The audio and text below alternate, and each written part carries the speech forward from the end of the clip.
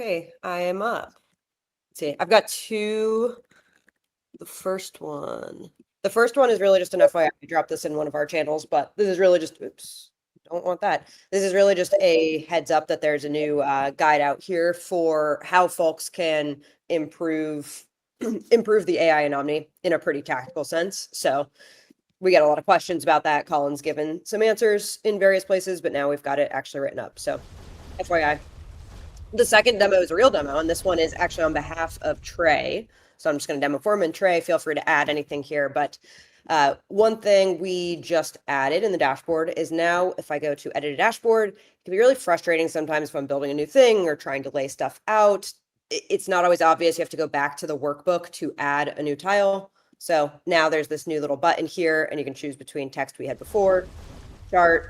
It's going to go plop that here at the bottom. We can click edit in workbook, go ahead and build our chart out, and voila, a little easier back and forth.